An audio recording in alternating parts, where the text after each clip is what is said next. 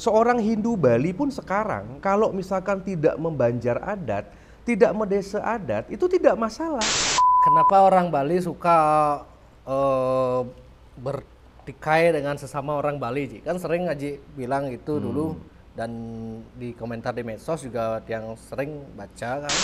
Yang dengar isu memang ada pihak yang memang sengaja membuat Bali ini kisruh, saling bentrok dengan sesama itu. Oh iya, Benar, dari zaman memang ada pihak, memang ada ya pihak-pihak yang memang sengaja. dari zaman PKI.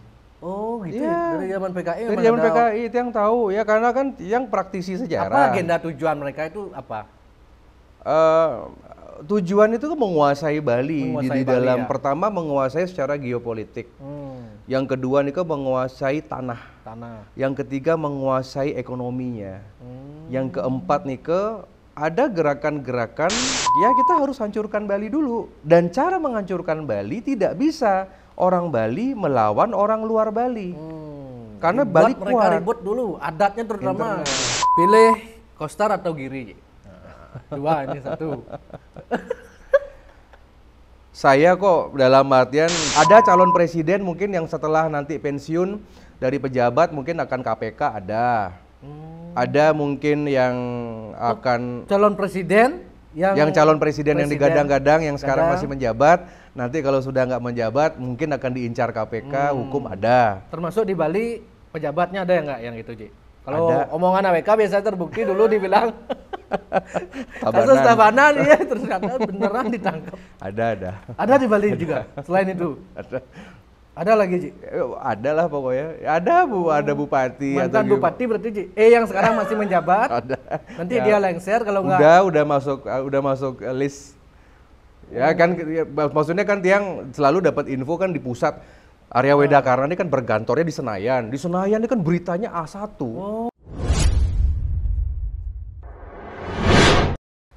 Om Swastiastu, Ji. Sukses. Apa kabar nih, Ji? Enak, sehat. Gimana? Kembali lagi. Sehat-sehat? Sehat, Ji. Kembali podcast lagi kita. Ji. Oke, terima kasih ini menyempatkan waktu. Cuman aja AWK yang berani ngomong agak di luar zona nyaman soalnya. Oh, oke. Dia undang mau bahas soal adat, undang MDA selalu sibuk, entah beneran sibuk atau gimana nih Ki ngeten. Ya. Keterbukaan informasi ya. Ya, Harus oke. terbuka sekarang. BTW sebelum ke topik, rambutnya kok panjang sekarang. Iya. Mungkin banyak yang bertanya aja, fansnya aja ini kok bisa rambutnya panjang nih Ki, gimana Ada nih? yang bilang mau melinggih katanya. Oh, benar. Enggak, lagi pingin aja Oh, karena ya sedang ada project sebenarnya. Kemarin kan sempet ada pemotretan di yang jadi cover majalah nasional. Oh, Udah itu dimintanya biar kayak Godfather gitu loh ya, jadi agak panjang gitu. Ya lagi ada beberapa berarti hal. sampai di sini nanti Ji. Pengen jadi anak band lagi nih. Wais. Oke Ji. Iya. Nah, Tiang ngobrol sama Aji kan kebetulan belakangan ini kan sering ada konflik di Bali nih Ki, terutama desa adatnya gitu ya. Yang terakhir kan kasus di Taro Kelod, Ya. ya sampai warga dikucilkan padahal dia menang sengketa. Kemudian di Buleleng rebutan setro pembangunan tower, di Klungkung rebutan pura, saling tikam antara sesama Bali lah gitu. Nah desa adat ini kan sebenarnya benteng terakhir di Bali. Iya. Satu sisi adatnya kok sering berkonflik seperti ini gitu. Nah gimana kalau Haji menyikapi ini seperti apa? Jadi sebenarnya yang tadi disebutkan beberapa konflik itu, dan Tiang juga di Komite 1 Bidang Hukum DPD kan menginventaris. Jadi kita dari lembaga negara juga mempunyai catatan yang cukup rapi terkait dengan masalah-masalah yang terjadi di Bali. Dan menurut Tiang ini kasuistik sebenarnya. Dalam artian Nika kan masalah-masalah Nika kan kalau kita lihat tuh bahkan tidak sampai angkanya 1% dari eksistensi kebudayaan. Nah cuman karena yang namanya berita maupun juga dari sisi simpati masyarakat, kalau ada warga bangsa siapapun itu, kalau misalkan yang ya secara framing dia itu terdiskriminasi, Misalkan seperti penjamputan penjor, misalkan seperti hak-hak ada karena masalah LPD tidak diberikan hak bersembahyang misalkan. Karena masyarakat kita ini kan secara psikologi ini selalu bersimpati kepada orang yang dizalimi. Tanpa misalkan mereka nih kan melihat duduk perkaranya sebenarnya kan begitu. Ya. Jadi kalau dibilang 1% tadi dari beberapa data itu tidak banyak, karena kalau kita lihat tiang harus fair, banyak sebagian besar orang Bali mengikuti adat istiadatnya dengan baik begitu. Nah tetapi yang ini yang menjadi suatu tanggung jawab Titiang bahwa bagaimana sekarang kita ini sebagai warga bangsa, kalau seandainya aturan-aturan adat yang mungkin dilindungi oleh Perda, seperti di Bali punya Perda 2014 misalkan, 2019 ada revisi-revisi Perda tentang LPD, itu selalu masyarakat harus diberikan pencerahan bahwa di atas Perda itu masih ada peraturan perundang-undangan. Ya misalkan contoh tentang pencabutan penjor. Ya kasus Ditaro ini gimana? Ditaro ini sudah secara gamblang Republik Indonesia ini alat negara termasuk kepolisian itu memberikan contoh bahwa pertama ada hukum di atas hukum adat, walaupun sebenarnya hukum adat kita dilindungi konstitusi di pasal 18B Undang-Undang Dasar.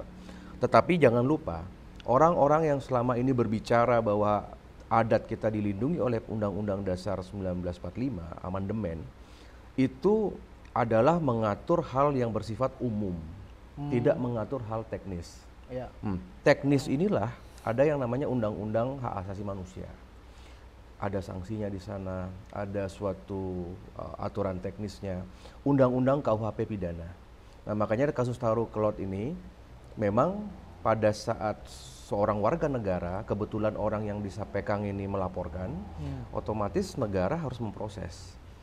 Karena apapun alasannya, dan sekarang kita lihat dari expose katanya akan ada tersangka. Nah jadi menurut Tiang itu duduk perkaranya harus dijelaskan dulu sebenarnya. Dan ketika hukum positif itu sudah berjalan, seharusnya kan memang ada suatu melihat suatu kronologi, dan di sini kadang-kadang tidak melihat positioning orang itu benar atau tidak, kesepekang atau tidak seperti itu. Nah jadi kasus Taro Kelot ini merupakan suatu hal yang mungkin banyak membuat orang kaget, bagaimana seorang warga yang sudah disepekang itu ternyata laporannya juga itu bisa ditindaklanjuti oleh kepolisian seperti itu. Itu kan bukan karena kesepekannya dilaporkan, Ji, karena bukan. Pencabutan penjor. Pencabutan penjor, ya. Pertama kan ada yang namanya penistaan agama misalkan. Ada juga misalkan terkait dengan beberapa hal, ada hak-hak dari warga negara misalkan dalam beribadah. Nah itu sudah lain kena pasal seperti itu. Jadi dalam hal ini pihak kepolisian nggak salah, unsurnya ada, unsur-unsur itu ada. Seperti itu. Sama ketika seseorang misalkan merusak tempat ibadah yang lain seperti itu. Jadi menurut ini yang harus mulat sarire. Nah sekarang ketika misalkan perjuru adat itu dispekang, misalnya perjuru adat ini misalkan jadi tersangka, itu kan agak yang sulit juga kita positioning kita sebagai orang Bali. Dan jangan lupa dengan beredarnya berita itu, Bali ini citra Bali yang trikaya parisude, di mana kita selalu menjual yang namanya trihita karana, hubungan manusia dengan manusia seperti itu kan akhirnya menjadi suatu terbantahkan dengan kasus-kasus yang ada. Ada sesuatu yang salah sebenarnya menurutnya. Itu kalau Tiang simak dasarnya kan mereka ingin mempertahankan aweg-aweg, sehingga melakukan kesepekan sanksi kanorayang, maka tidak diindahkan oleh warga tersebut, maka dilakukanlah pencabutan penjornya itu gitu. Nah aweg-aweg ini kan mereka desa adat ini punya dasar aweg-aweg. Nah, saya ingin mempertahankan aweg-aweg. Nah, apakah aweg-aweg ini bisa direvisi sebenarnya produk aweg-aweg ini, atau disesuaikan dengan zaman sekarang? Atau memang murni? Kan aweg-aweg itu produk yang udah ratusan produk tahun. Budaya. Sebenarnya banyak awik-awik kita ini, Tiang juga ingin berikan pencerahan kepada umat ya, kepada masyarakat. Awik-awik kita ini banyak sebelumnya tidak tertulis. Tertulis di? Tidak tertulis di dalam artian hanya kesepakatan. Oh. Ini kan baru-baru saja nih. Baru-baru ada teknologi, baru-baru ada suatu, ya intinya pada saat desa adat itu mendapatkan payung hukum kalau nggak salah di tahun 80-an ya. Ketika kita punya perda adat pertama itu sudah mulai dirapikan. Tetapi kalau kita bicara ratusan tahun, ribuan tahun. Oh dulu sebenarnya tidak ada forum tertulis gitu, nggak ada ya? Forumnya ada, desa adat kan sudah ada 1000 tahun ya. Tetapi tertulisnya itu tidak semua. Tidak seperti undang-undang. Tidak seperti undang-undang yang tertulis di dalam sebuah suatu sistem yang rapi begitu. Niki baru-baru saja kok dirapikan. Nah, dan awik-awik niki kan di Bali niki ada yang namanya Bali Mawacara, menten Desa Mawacara. Niki dua niki. Desa Mawacara inilah yang sebenarnya kalau kita lihat secara positif, desa adat ini mau tidak mau kan memang berhasil mempertahankan Bali menjadi pulau Hindu. Kalau tidak ada awik-awik desa adat, mungkin kita juga belum tentu mayoritas loh sekarang di Bali. Gitu loh ya. Jadi kita lihat posisi positifnya.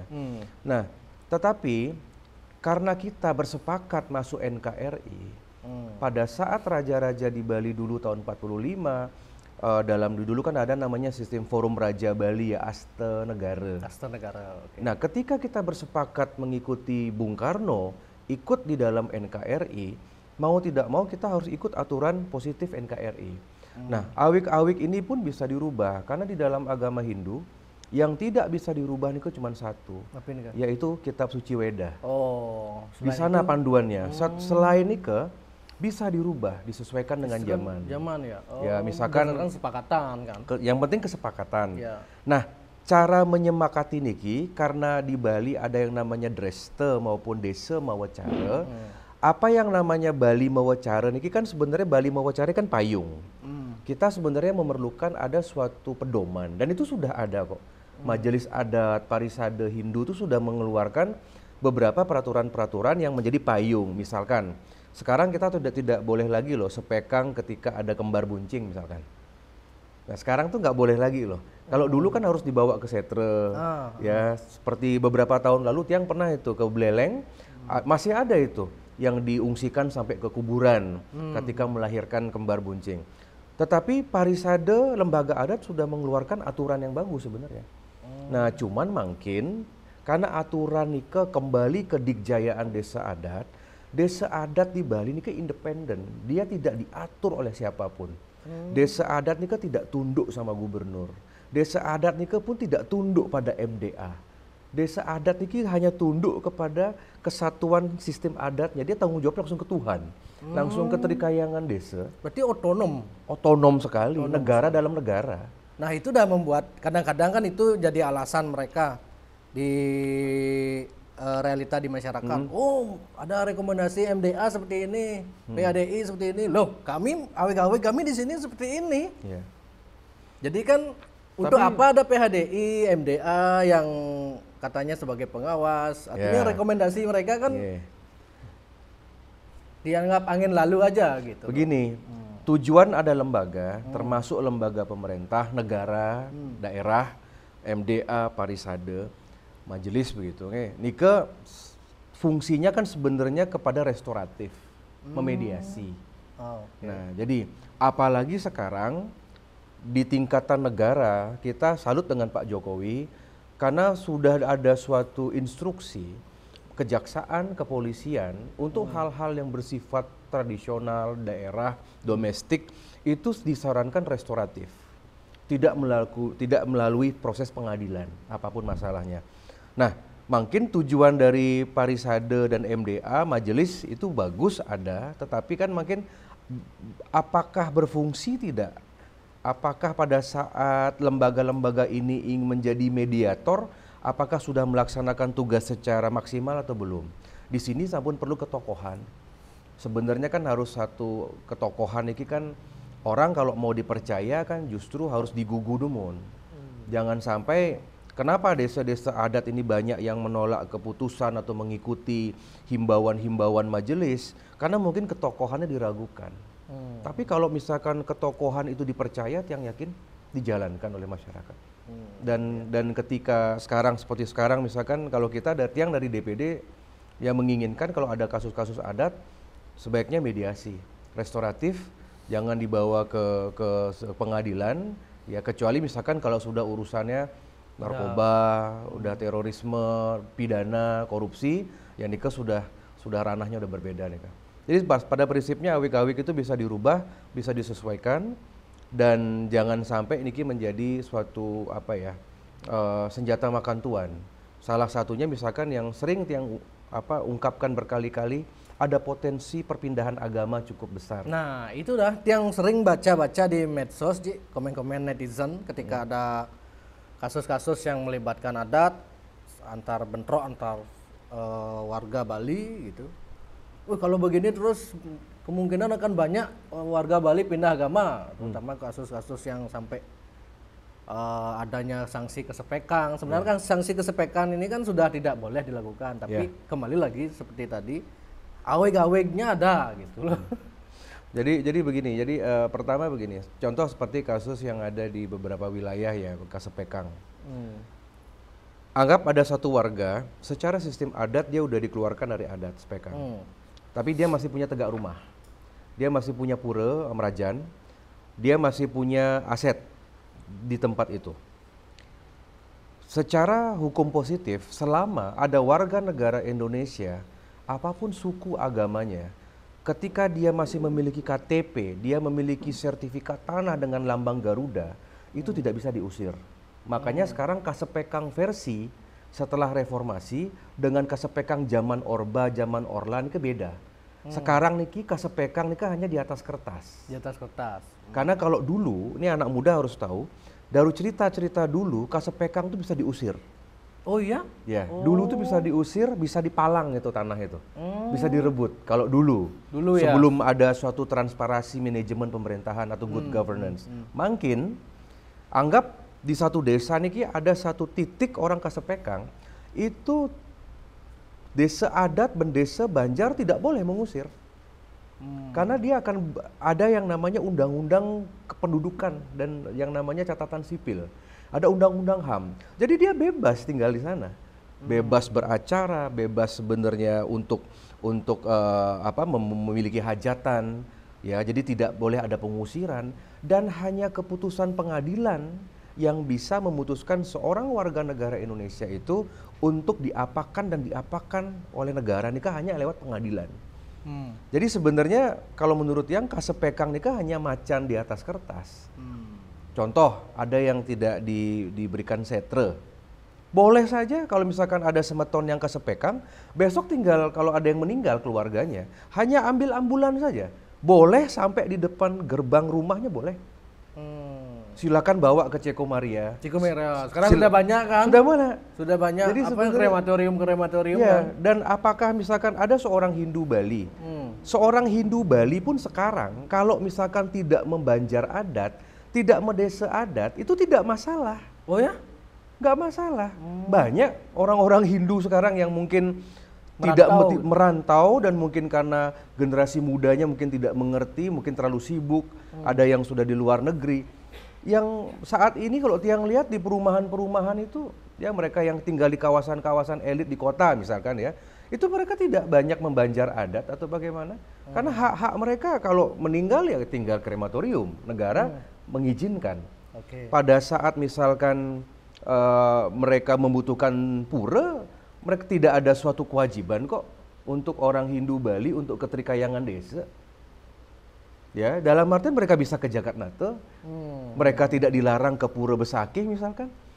Jadi sekarang kalau pertanyaannya, apakah orang Hindu Bali saat ini wajib tidak untuk membanjar adat atau misalkan mendesa adat?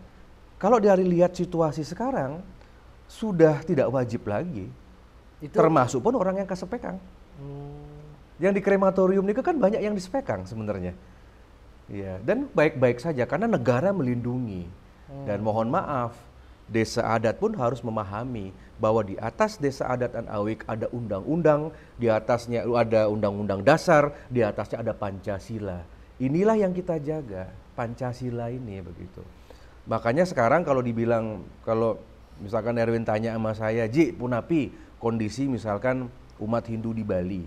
Apakah umat Hindu di Bali ini akan bertahan atau tidak? Saya kasih jawaban yang secara akademis dengan perpindahan agama. Ya. Semeton harus paham, di Bali ini jumlah umat Hindu tuh tiap hari berkurang loh. Nah, pernah saya dapat datanya itu di Distrik Capil dulu. Ya. Itu loh. Karena Dari data pendataan BPS, ya, dari data statistik. Ya, ya. Ini kita bicara statistik nih, Ki, bukan gontuon. Ya. Kalau kita lihat data pemerintah, data BPS, jumlah umat Hindu di Bali ini kan berkurang terus. Dulu 20 tahun yang lalu ini kan 97%. Sekarang mungkin sudah hampir 30% bukan non-Hindu lagi. Ya. Apalagi kota Denpasar ini Denpasar. sudah setengah sudah bukan Hindu. Ya. Di Jembrane ini kan 30% sudah bukan Hindu. Di Buleleng, di Badung Selatan ini kan tengah sampun bukan kita sebelum pandemi ya. Nah, artinya kalau ditanya 30 tahun yang lalu kita 97%, sekarang tinggal 70%, nggak naik-naik nih Ki, walaupun udah ada KB Bali. Bagaimana dengan 20 tahun akan datang?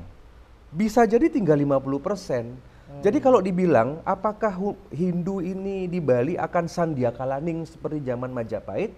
Kalau dari angka akademis sepertinya iya. Kita kalau nggak jaga dari sekarang kita akan musnah loh.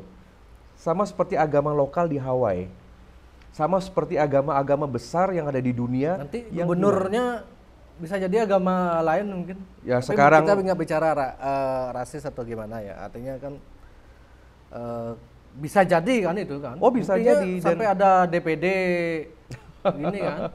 Ya, salah satu anggota DPD dari Bali kan Bapak Haji Bambang, kawan kami kan Islam. Ya. Artinya kan ini sudah secara geopolitik sudah ditunjukkan. Jadi kalau misalkan besok menten wakil wali kota, menten bupati, atau misalkan ke depan ada gubernur misalkan non-Hindu, ya mau tidak mau itu konsekuensi dari demokrasi.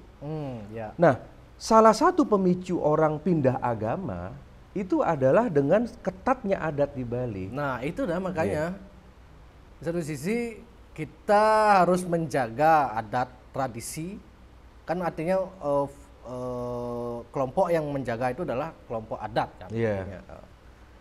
Satu sisi kalau diketatkan adatnya rada risiko juga. Ada resiko. Gimana caranya Contoh misalkan di Kuta Utara sudah ada desa-desa yang mayoritas bukan Hindu kan. Coba kita lihat misalkan di Jembrane, kita lihat di sebagian Tabanan, kita lihat di beberapa kabupaten di Bali, agak masif perpindahan agama. Karena misalkan tiang pakai baju adat begini, sama kayak kita. Kalau kita misalkan datang ke tempat ibadah lain tanpa dengan menggunakan payung adat kan boleh, karena mereka juga pakai canang. Ya. Mereka juga menyebut Tuhannya dengan Sang Hyang Widi juga kan begitu. Simbol-simbol tempat ibadahnya juga ukir-ukiran Bali. Dan mereka nyaman. Dan sebenarnya kan beragama ini kan tujuannya nyaman. Nyaman, ada jiwa kemerdekaan. Dan tiang dapat laporan, tiang baru dapat laporan kemarin sore tiang dapat laporan. Ada satu semeton di sini ada yang minta bantuan tiang untuk menanggapi Punapi niki Ji, menten ada satu keluarga pindah ke Kristen. Ya, begitu ya, ke Nasrani. Karena ada beberapa permasalahan. Kalau tiang ditanyakan pendapat, itu menurut undang-undang tidak masalah. Tidak masalah. Kalau dari segi alasan mereka rata-rata yang pindah itu karena apa? Kalau tiang ngobrol-ngobrol ya, gitu. Ya salah satunya. Itu ada buku yang bagus ya. Karena itu kebanyakan ada Aryo buku-buku di Bali mungkin gitu. bisa jadi. Makanya mungkin kita harus cari solusi sebenarnya. Solusinya begini. Adat itu pertama jangan kaku. Kemudian kedua nih menten opsi-opsi ketika seseorang misalkan tidak bisa hadir, tidak bisa misalkan ngayah. Dan nikah sampun dilaksanakan oleh beberapa desa adat yang baik-baik nih. Bagus. Jadi misalkan ada, kalau dulu misalkan harus berkumpul di jam sekian, kalau tidak akan ada SP misalkan. Tapi sekarang sudah menten sip-sifan misalkan, itu bagus.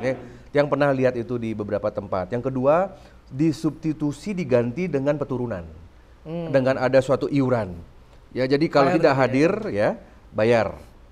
Jadi kalau misalkan you tidak hadir di suatu acara, tapi misalkan dia bisa mengganti dengan dana punia, apapun sebutannya, karena sekarang hati-hati, ada sabar pungli. Makanya desa adat di Bali niki tidak bisa sembarangan sekarang menggunakan kata-kata restribusi, yang namanya iuran, karena sabar pungli sesuai perpres bisa turun. Nah, jadi harus namanya dana punia sebenarnya sekarang makin sukarela. Jadi sebenarnya kalau itu saja dijalankan, tidak akan ada kok yang namanya sepekang nih. Jadi menurut yang harus ada win-win solution nih. Dan di sanalah kita perlu tokoh-tokoh bendesa, klien-klien adat yang dipilih nih harus orang yang memiliki jenana, yang wawasannya bagus. Begitu. Jangan yang kaku, jangan yang hanya dengan surya siu. Nah, dan mari kita sekarang rubah juga mindset. Jangan sampai kita ini berpikiran ketika seseorang itu salah di desa adat, ya, tapi kita nikah hanya memberikan sanksi. Sebelum sanksi diturunkan nikah kan ada pembinaan sebenarnya. Nah, jadi jangan sampai kita bicara waisuda wakutum bakam, semua adalah bersaudara, kita berbicara trihita karana, trikaya parisuda, tapi ada saudara kita yang nggak dapat setre misalkan gitu nikah. Ini yang menurut yang harus diperbaiki ke depan. Awik-awiknya sudah bagus, perdanya udah bagus. Cuman ke aktornya mantan sebenarnya. Siapa yang perlu diperbaiki ini Kak? Oke. Nah, kalau kembali lagi soal warga Bali yang potensial untuk pindah agama ini Ki. Nah, terus solusinya sekarang biar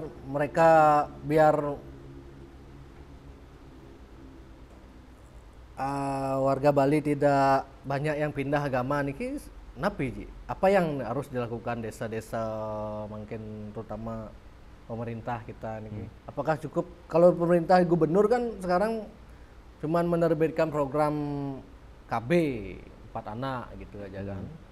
Sebenarnya dari kan kalau kita lihat dari teorinya ini kan Hindu, ini non Hindu. Seseorang mau pindah agama dari Hindu ke non Hindu ini sebenarnya di tengah-tengah niki. Kalau di dalam teori bagaimana kita bisa memanajemen konflik kan gitu, yang sebagai seorang sospol gitu kan suka riset. Ada sebenarnya solusi nih yang sayang sekali sama pemerintah lokal niki kan juga diberangus. Misalkan keberadaan asram-asram. Ya, makanya kenapa kok kita niki harus pikir bijaksana. Contoh, mungkin di Bali niki kan ada contohnya gerakan anti terhadap kitab suci. Maksudnya dituduh lah ke India-Indiaan, dituduh sampradaya. Padahal yang dibaca niki adalah kitab suci Hindu. Ada asram yang ditutup. Nah, karena takut misalkan India-Indiaan. Nah, sekarang ini ada anak Hindu nih.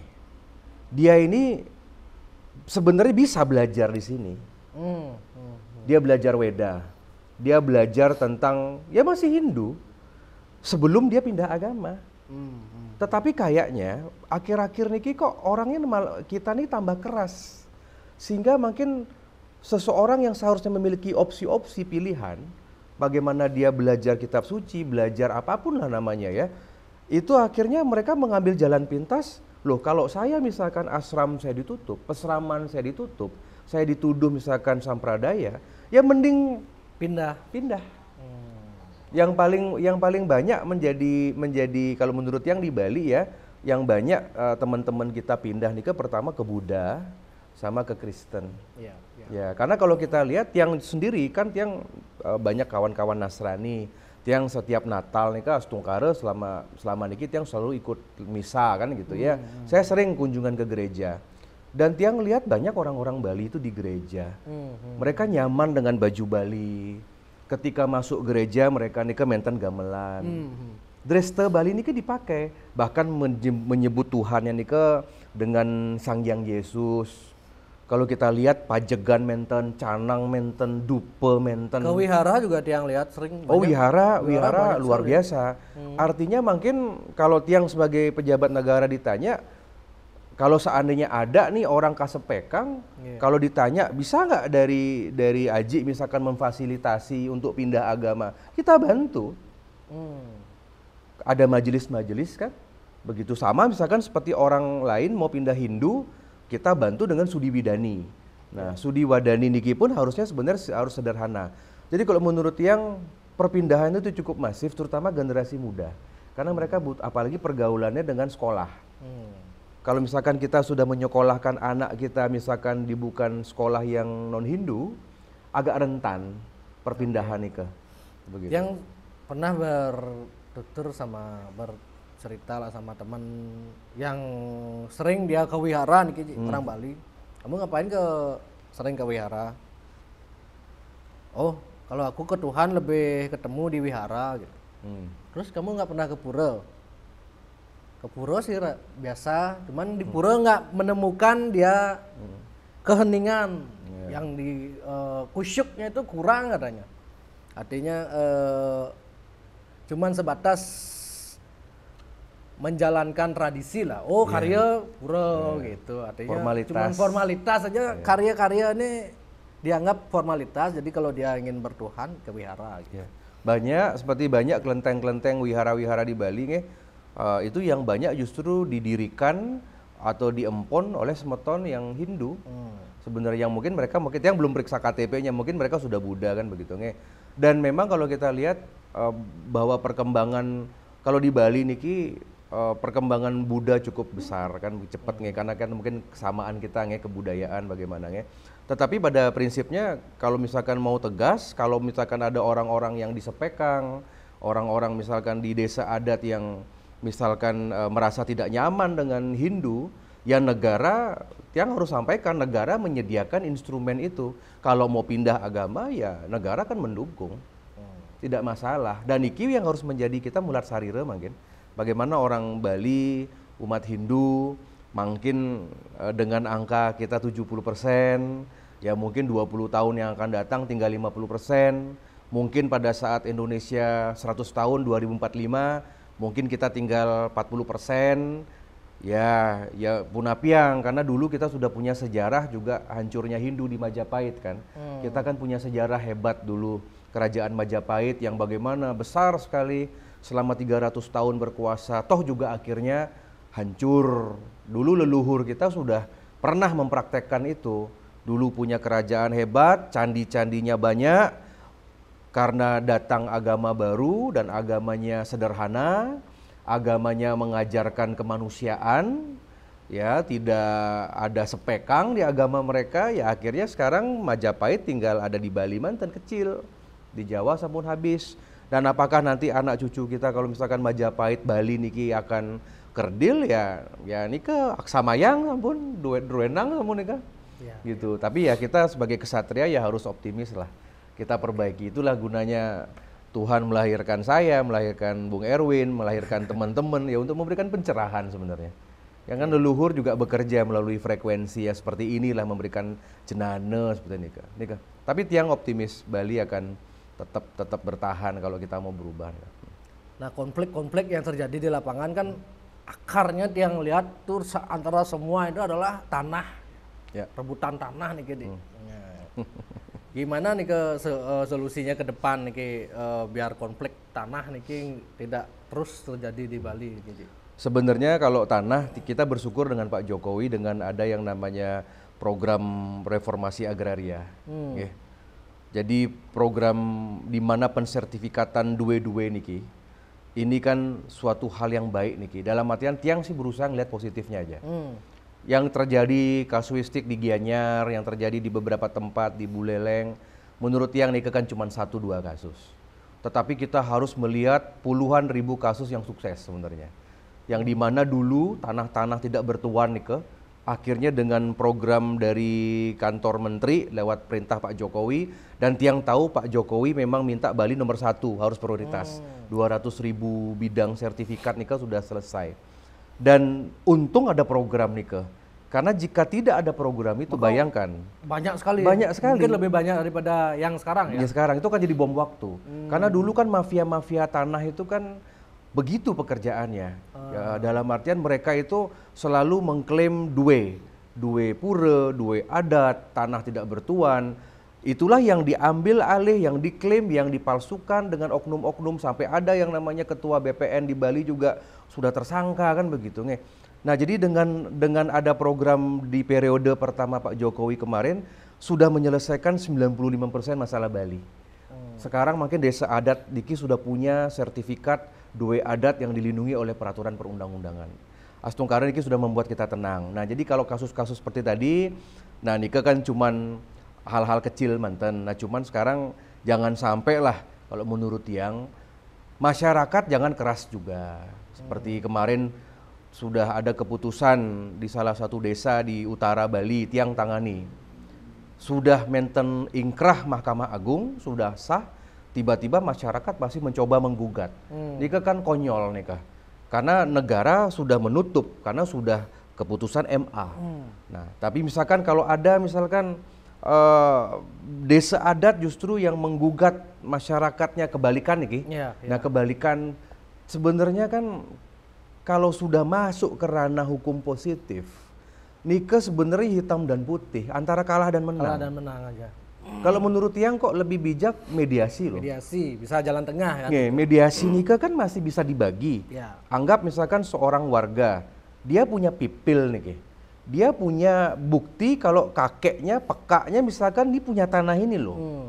Tetapi sekarang atas nama adat dengan misalkan Surya Siu, misalkan tidak ada, belum lagi dengan suka tidak suka, iri hati.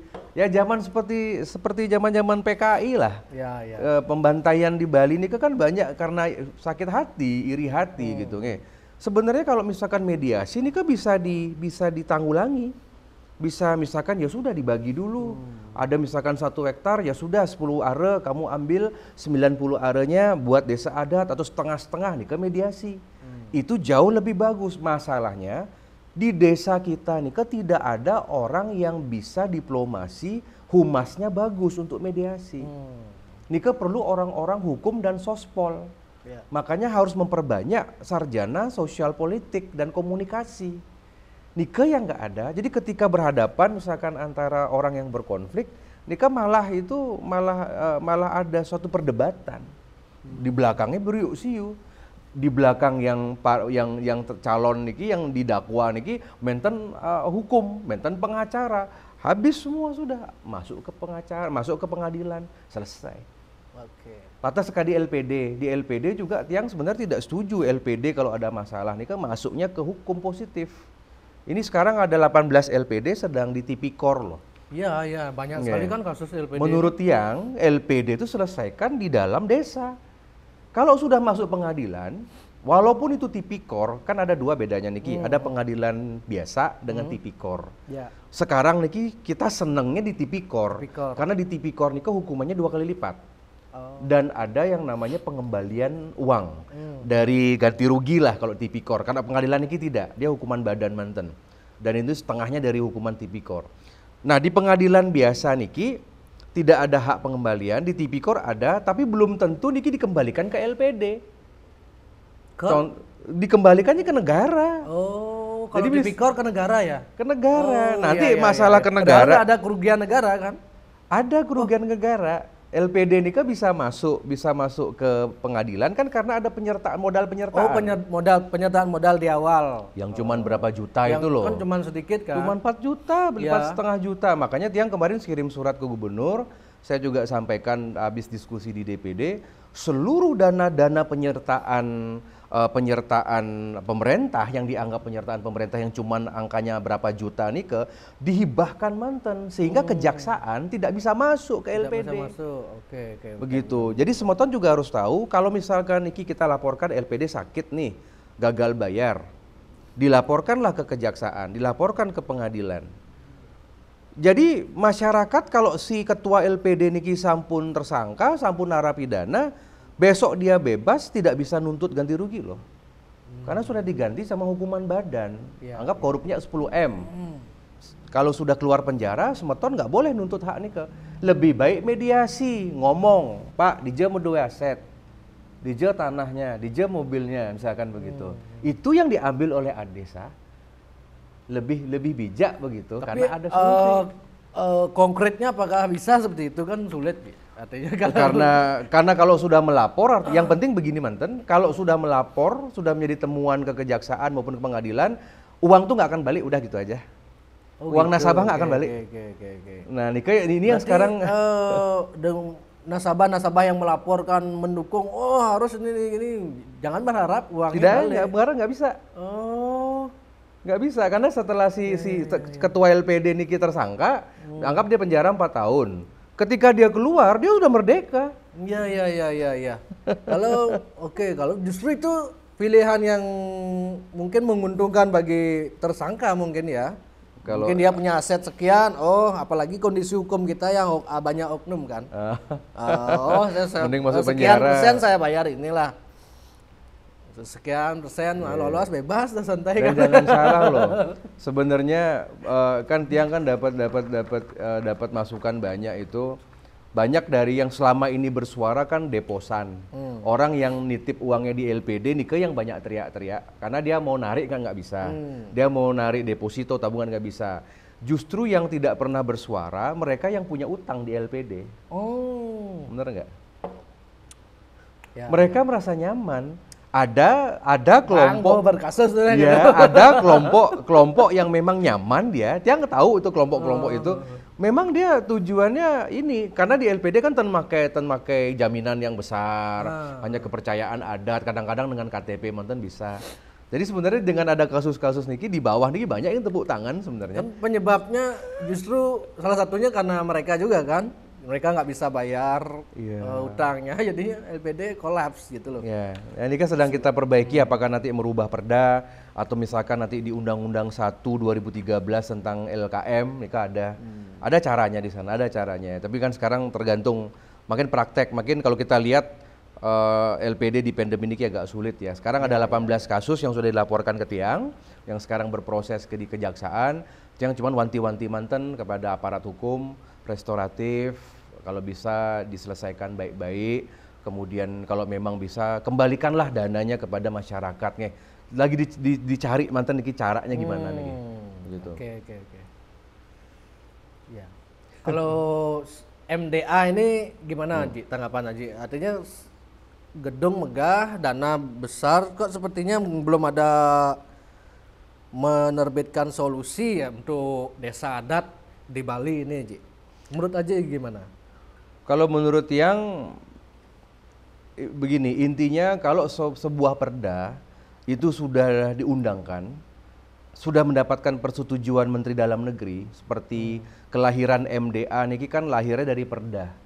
Ya, ini kan adalah peraturan yang dibahas oleh partai-partai politik yang ada di DPRD provinsi. Kalau menurut Tiang dari Senayan, kalau memang sudah disetujui oleh Mendagri, ya pasti peraturan itu bagus. Ini ke prinsipnya. Kita harus positif.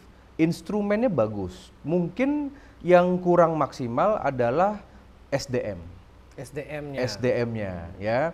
Nah, apakah SDM-nya niki mengerti atau tidak? Contoh misalkan yang Tiang pertanyakan sebagai anggota dewan. Seharusnya yang menjadi ketua MDA itu adalah bendese atau orang yang pernah menjadi bendese atau bendese aktif. Sehingga dia punya pengalaman konkret di lapangan, gitu ya. Nggak bisa jadi misalkan bukan ditunjuk nggak oleh bisa, gubernurnya. ya nggak bisa penunjukan itu yang mungkin ada pasal yang harus misalkan perlu direvisi. Nah, misalkan itu bisa saja itu diajukan ke Mahkamah Agung ya, misalkan bisa saja kalau urusan perda.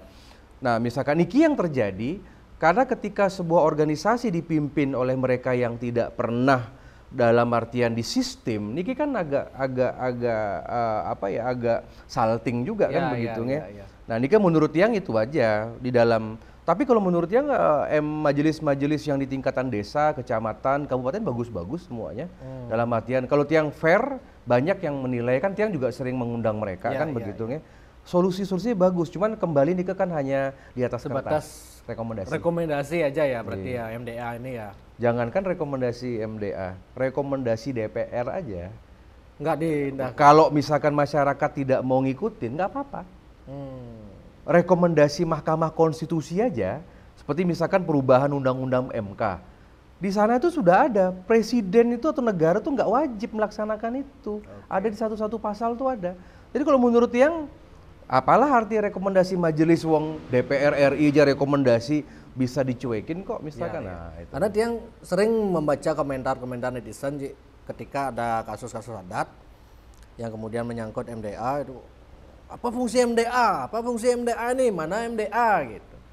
MDA bubarkan aja gitu. Yeah. Bahkan saya pernah ngobrol sama orang-orang di desa itu. Ini MDA apa fungsinya? Bubarkan aja gitu. Yeah. Ya. Jadi banyak suara-suara. Kan sebenarnya penting ini MDA ini karena di Bali ini kan adatnya penting, artinya harus ada pengawas dah. Kalau Tiang secara fair begini, kebetulan kemarin saya rapat di Padang. Tiang baru datang dari Sumatera Barat. Di sana Tiang bertemu dengan majelis Nagari. Nah, kayak MDA. Oh, semacam gitu MDA, ya, Majelis Nagari. Di Aceh menten yang namanya Majelis Nanggro. Aceh Darussalam. Itu ada kumpulan ulamanya. Ada juga ini ya, ada. Majelis Ulama itu. Ada. Kemudian di Papua ada majelis adatnya sangat kuat. Sebenarnya kalau kita Tiang berpikir, jangan hanya karena kesalahan satu oknum, kita nggak suka misalkan sama ketuanya gitu ya. Kita harus mengorbankan lembaganya. Nah itu aja, dalam artian untuk kalau menurut Tiang kalau berjuang di luar Bali, justru yang namanya parisade sama MDA ini kan harus kita angkat. Karena yang kita hadapi ini kan luar. Iya. Nah jadi sebenarnya masalah-masalah kecil-kecil seperti kasepekang, masalah nggak dikasih setre, tower, sampai ke masalah hukum, penjor, itu kan sebenarnya masalah domestik kecil yang Republik Indonesia nggak perlu tahu. Niki masalah rumah tangga Tiang di Bali. Nah makanya sekarang karena medsos niki kan beredar semua. Iya. Nah jadi persepsinya kok sekarang orang Bali kok nggak ini lagi, kok nggak bijaksana lagi kan seperti ini Kang. Jadi menurut Tiang kalau Tiang tetap kalau keluar saya bangga dengan perda adat Tiang. Majelis itu Tiang banggakan parisade. Ya karena Tiang tahu bahwa yang Tiang hadapi ini kan non Hindu, Tiang hadapi ini ke komunitas luar Bhinneka Tunggal Ika kan begitu nge. Jadi kalau menurut Tiang ya kalau mengenai oknum anggap kita nggak suka sama satu pemimpin ya nanti di pemilu besok diganti aja gitu loh maksudnya. Kita nggak suka sama ketua majelis atau kita kurang setuju ya nanti pada saat paruman, pada saat Mahasabe kita rubah begitu. Jangan korbankan.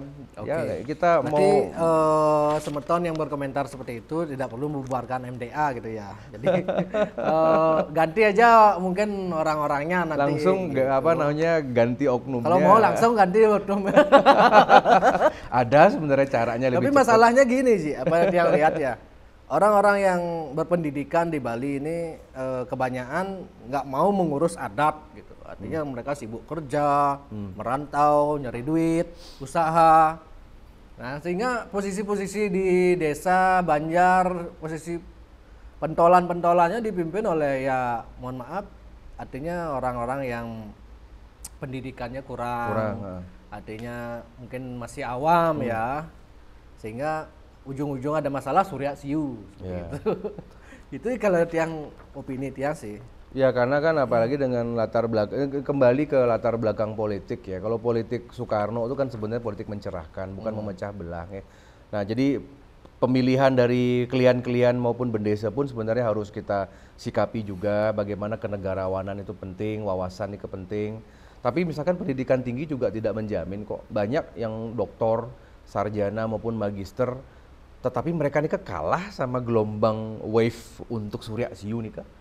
Betul. Kalah. Jadi profesor doktor nih kalau parum nih kan duduknya di belakang-belakang semua. Iya. Gitu yang di depan yang menguasai panggung nih ya itu aja. Jadi tetapi Tiang lihat positifnya gini mantan. Desa adat mau ada kekurangan atau tidaknya. Terlepas dari kasus-kasus niki yang akan Tiang tangani, Tiang lindungi. Desa adat niki sampun mampu menjaga Bali sudah. Ya, karena itu benteng terakhir. Benteng terakhir, maksudnya jelek-jeleknya desa adat, bagus-bagusnya kita yang tujuannya untuk menjaga Bali. Menjaga sebenarnya, cuman makin kan pendekatan. Jadi menurut Tiang niki jangan langsung ditangani secara sporadis langsung begitu dan niki satu-satu niki case by case mantan. Ya. Makanya seperti misalkan kejadian di Buleleng, udah Saran tiang tanpa intervensi hukum, sampaikan restoratif. Kejadian di Gianyar, udah kalau misalkan mau memberikan efek jera niki sama kliennya mangde biar pernah diperiksa polisi kan begitu, biar pernah dia ada di kantor polisi diperiksa mangde ngejer gitu.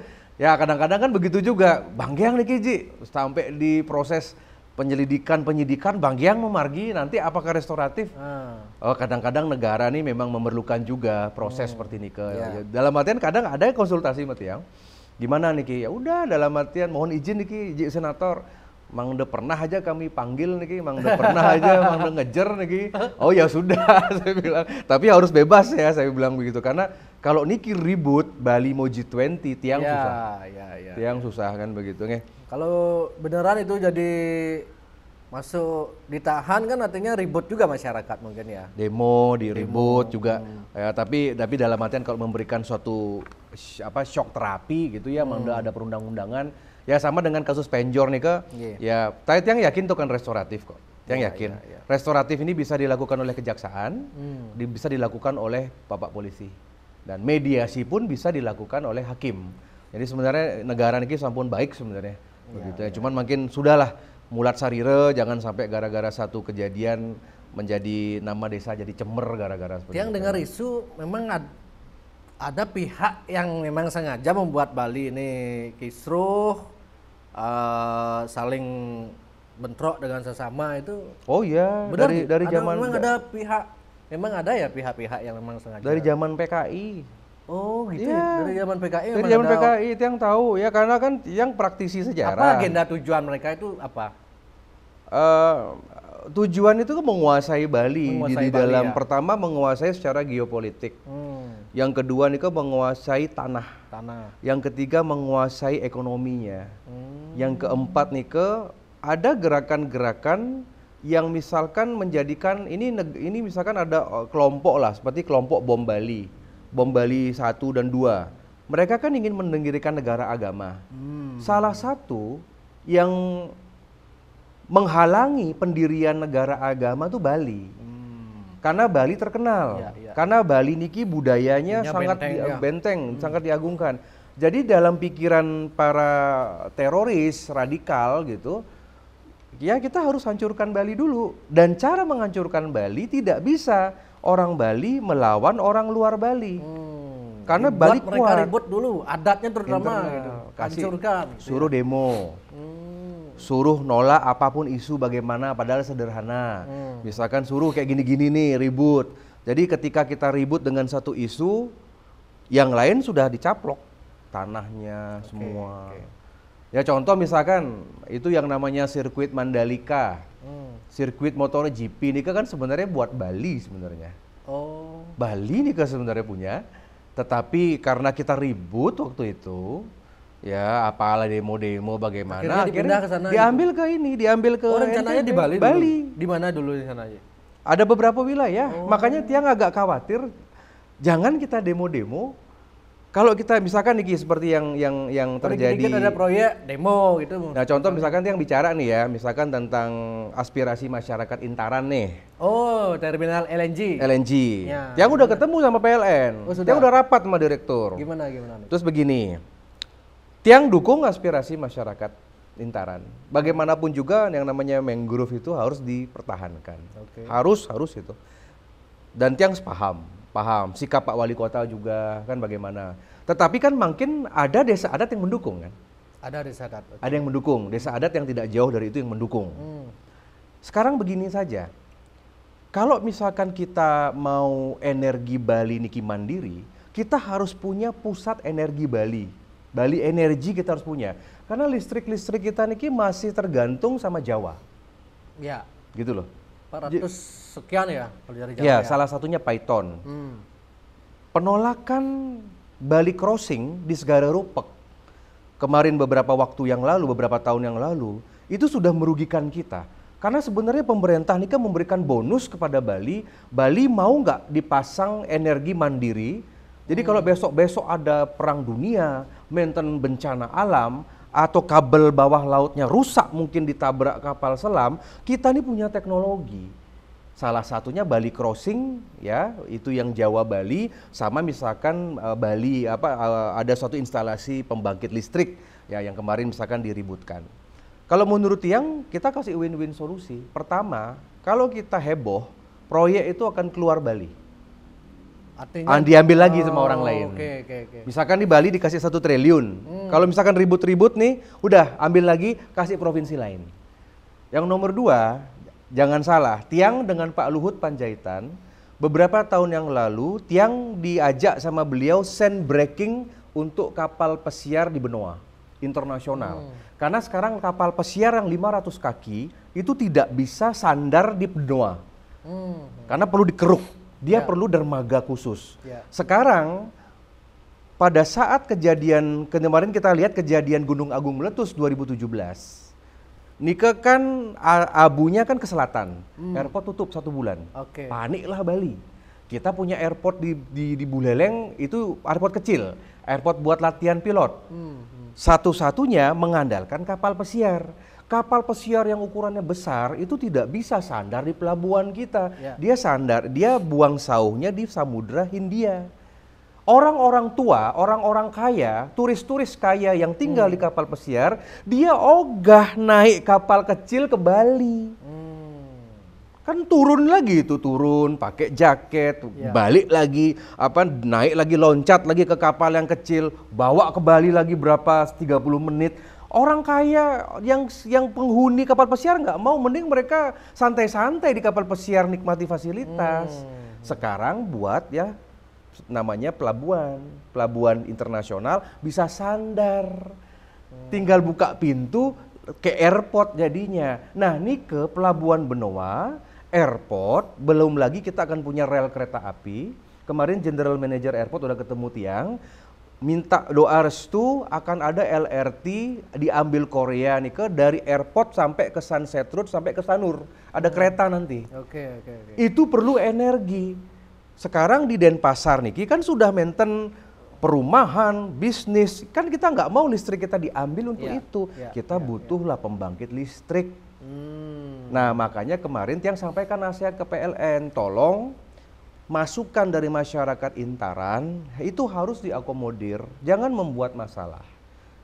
Mangrove itu kalau menurut Tiang, apalagi nanti 20 pemimpin dunia nih kemarin Tiang ketemu delegasi Amerika dan Jerman, mereka semua akan ketemu yang namanya akan mengingat mangrove kita. Nanti Pak Jokowi dan 20 presiden akan nengok itu mangrove. Jangan sampai Pak Presiden nengok mangrove yang ini kita habiskan, kita babat. Makanya solusinya adalah pindahkan LNG itu ke Benoa. Kan bukan LNG-nya nih diolah oleh masyarakat kan. Artinya justru banyak yang mendukung masyarakat Bali. Karena realitanya memang Bali kurang listrik ya. Tapi kalau Tiang baca kan dulu memang di Benoa Cik tempatnya. Tapi tiba-tiba dipindah. Emang bisa di Benoa sekarang?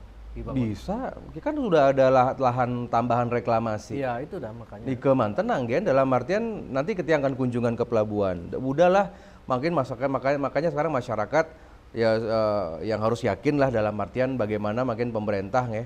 Tapi kan sayang sekali karena niki kan pemimpin-pemimpin kita di Bali niki ketika ada satu letupan niki tidak mau langsung ditangani gitu loh.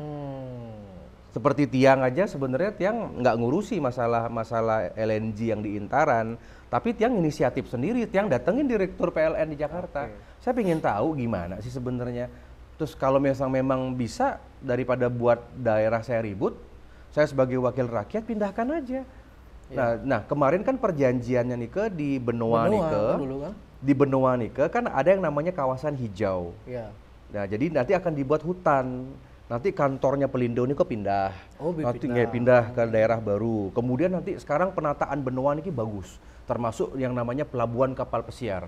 Kita pingin ini juga anak-anak yang ada di yang pemirsa Jak Bali yang ada di seluruh dunia nih yang ada di port internasional nih, tolong dong kasih testimoni dong bagaimana hebatnya pelabuhan kapal pesiar di luar negeri. Itu berkembang itu desa itu. Jadi nanti kalau Benoa itu menjadi tempat berlabuhnya kapal-kapal pesiar internasional, Denpasar termasuk Sanur semua akan bermanfaat loh. Tapi ketakutan mereka kan ketika ada yang seperti itu, masyarakat lokal nggak dapat. Dan udah. Ini Nanti itu gunanya ada AWK. Saya yang akan teriak-teriak nanti macam-macam deh. Ya seperti patung di Benoa itu.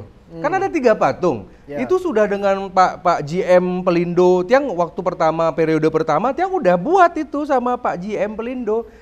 Waktu masih kurang bagus lah si Benoa itu. Waktu itu Dewa Baruna itu maunya patung itu. Waktu itu saya susulkan, Pak bangun patung ini ya, bangun kalau di Pelabuhan Gilimanuk kan menten patung Siwa.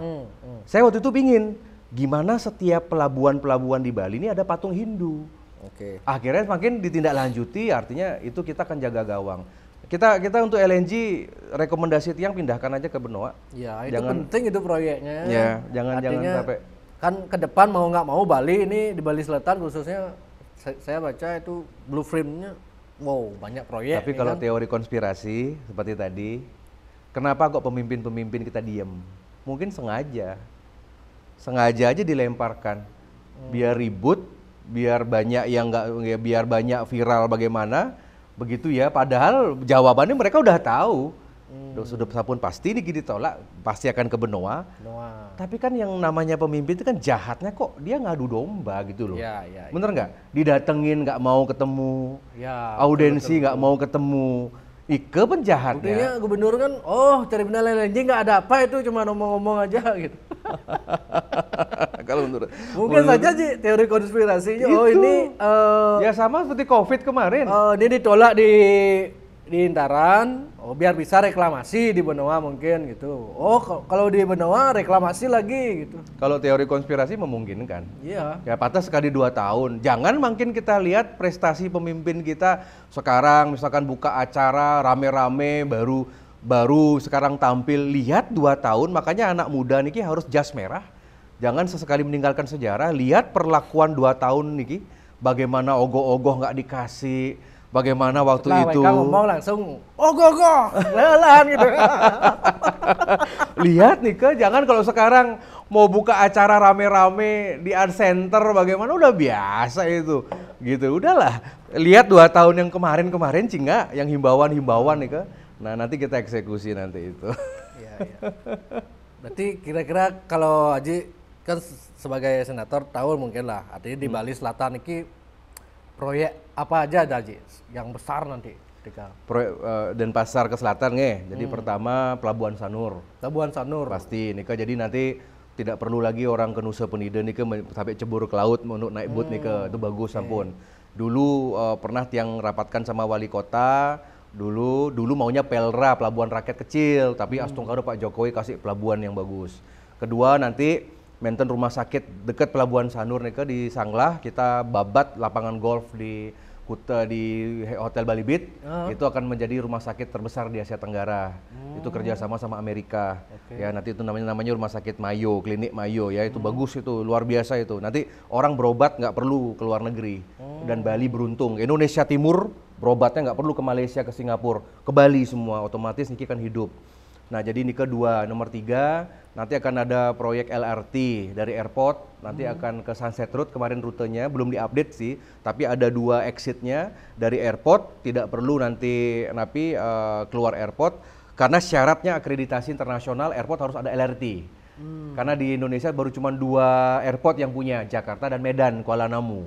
Jadi kalau mau Bali peringkat akreditasinya A atau terbaik untuk airport dunia, harus maintain kereta. Makanya dibuat. Itu yang kecil, yang kurus gitu, yang nanti datang ke Sunset Road langsung ke Pelabuhan Sanur. Kemudian yang lain penataan Benoa.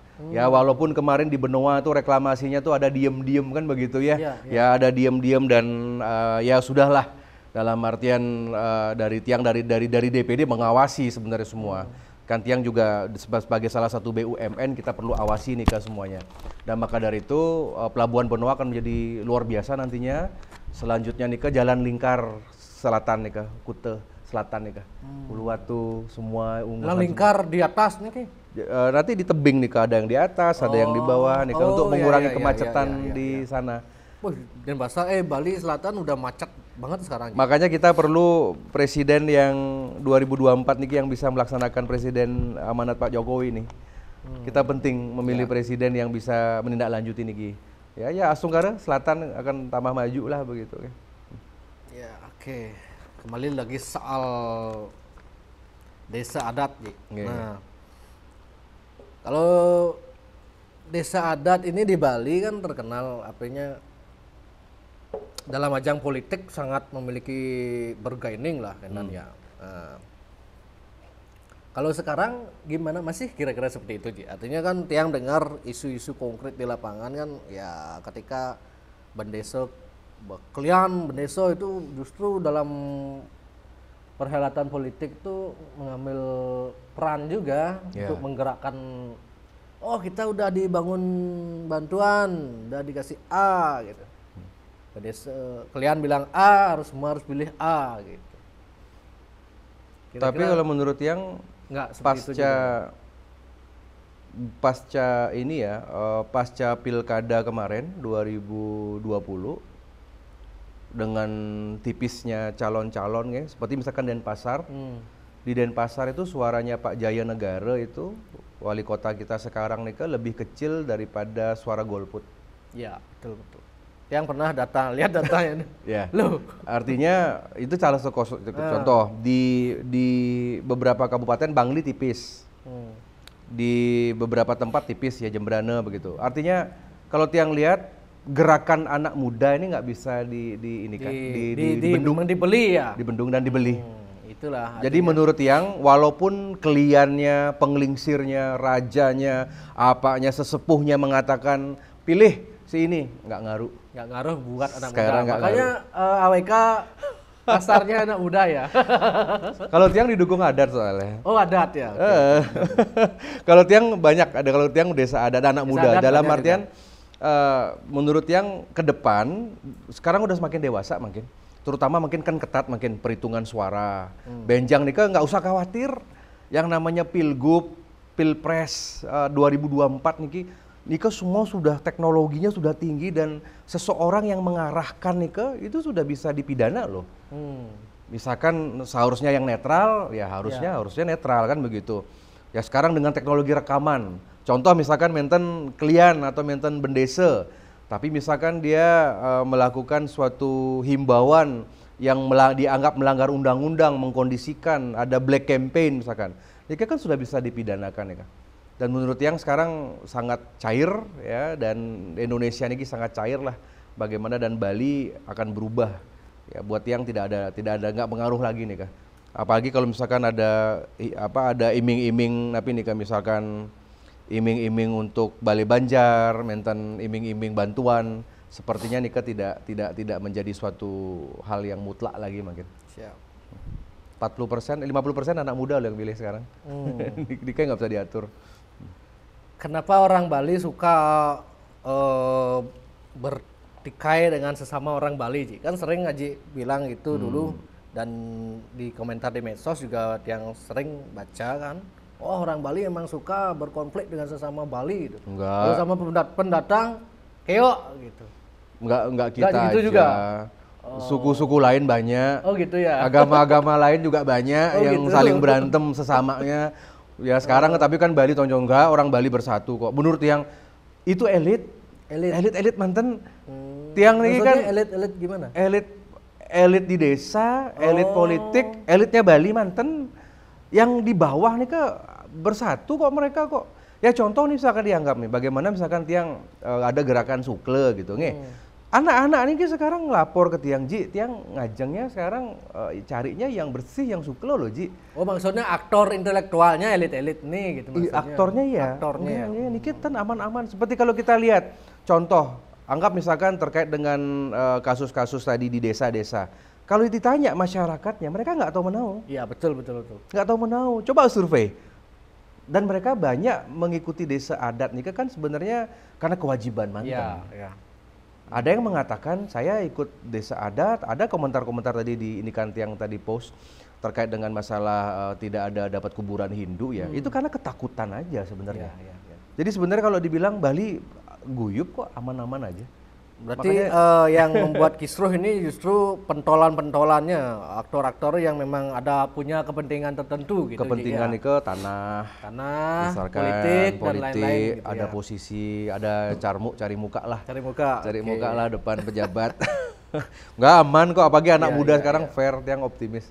Dan kalau kita lihat sekarang bagaimana itu kelompok sebelah itu nggak bertikai. Kan bertikai mereka semua. Itu Nika pun sabdo palon ya kan. Jadi jangan dianggap Tiang nggak setuju kalau misalkan ada orang yang menjelekkan Bali gitu loh. Saya sering berdebat, gimana tuh Bali?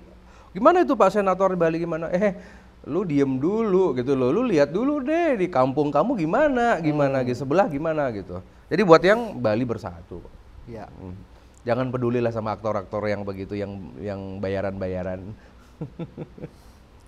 Niki Tiang bacakan komentar netizen Ji ya. Ya. Ji AWK apakah mau nggak maju Bali 1 2024? Gimana Ji? Selalu ditanya nih. Iya, selalu ditanya. Selalu tanya. Pokoknya yang pasti Tiang akan tetap berkiprah politik. Oke. Dia akan tetap 2024 akan mewarnai tetap. Kalau 2024 masih memungkinkan jadi senator lagi atau? Oh boleh. Boleh lagi. Senator itu mau 6 periode boleh, 10 periode sampai mati boleh. DPR juga sama. DPR nggak ada batasan, undang-undangnya begitu. Kalau eksekutif dibatasi 2. Tetapi satu fasum politik yang harus diingat sama anak muda, jangan pernah ketika kita ingin tampil di politik jangan sampai tertebak. Udah biar jalani aja. Kalau memilih jadi eksekutif, apakah mau jadi nomor 2 aja? Kenapa itu? Wakil gitu misalnya, atau harus nomor 1 gitu? Yang pasti harus, menurut Tiang ya, bermanfaatnya kita nih harus ada di pusat kekuasaan. Pusat kekuasaan, berarti kalau mau eksekutif ya harus. Oh enggak selalu, enggak selalu nomor 1, enggak selalu nomor 1. Maksudnya artinya? Maksudnya tetap berkiprah di dalam sistem. Okay. Contoh seperti sekarang nih, ada kasus adat. Tiang di pusara kekuasaan karena Tiang pejabat, Tiang kan bisa bantu langsung.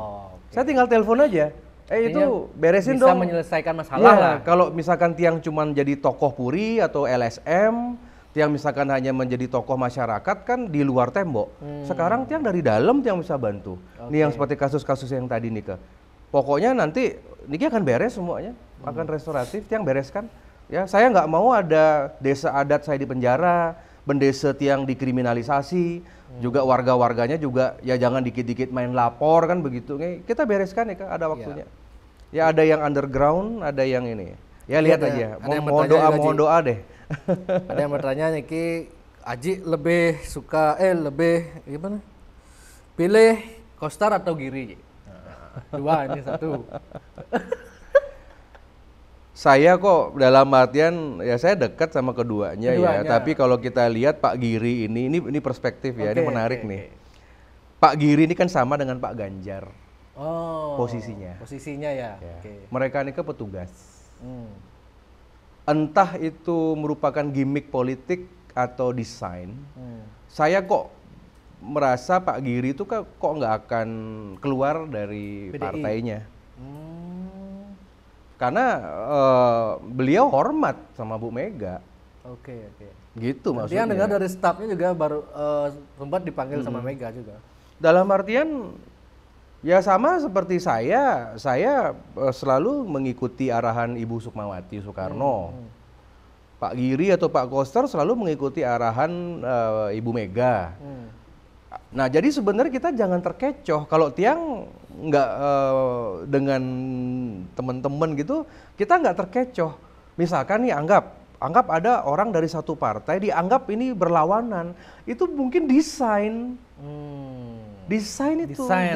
nanti pada akhirnya akan dukung kok.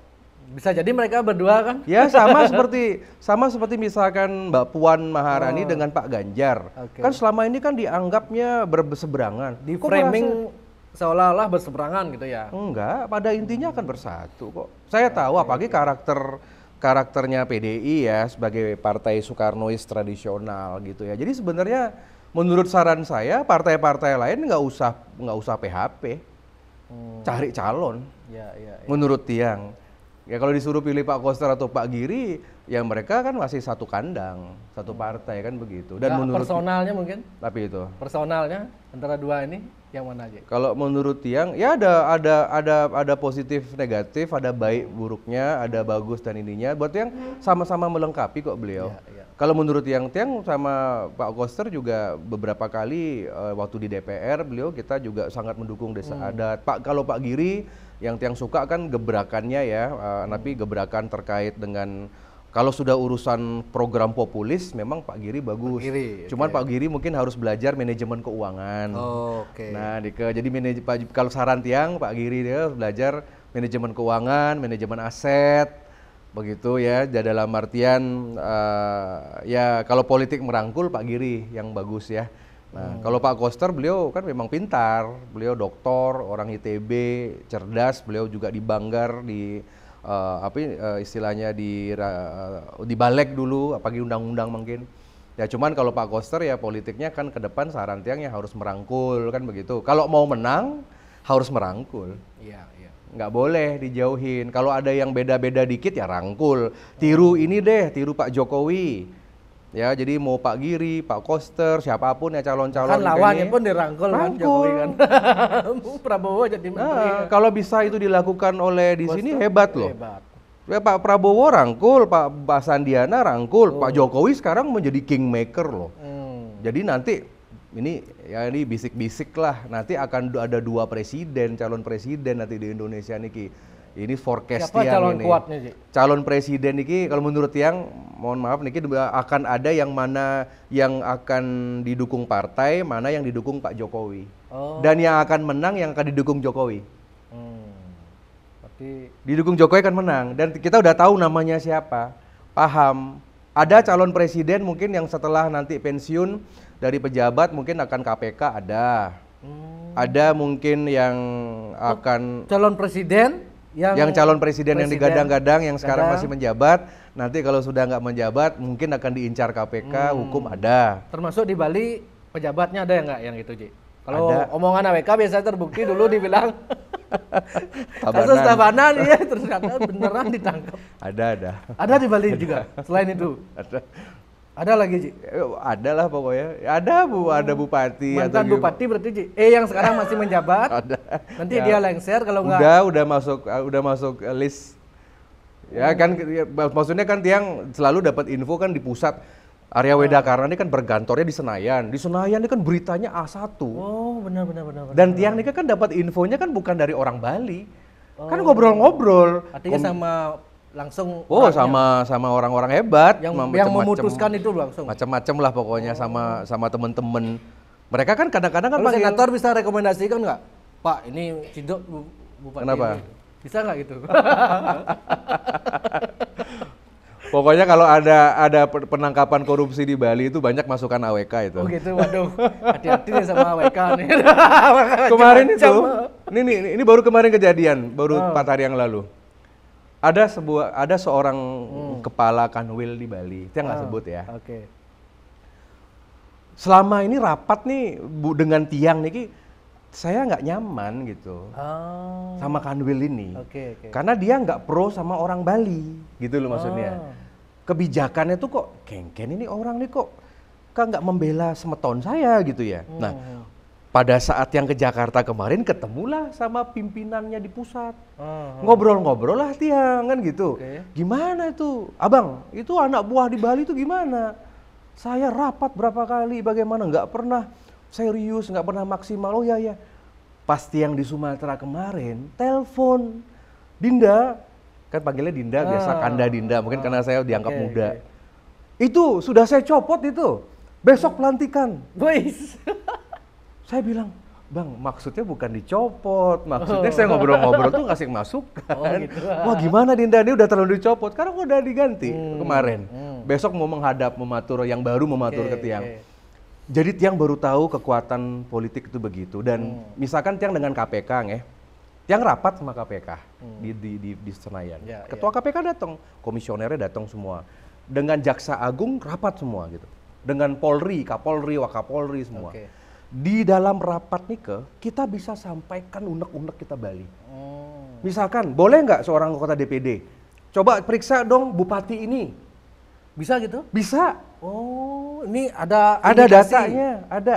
Tolong dong Pak Ketua KPK. Ini di Bali ini ada money laundry.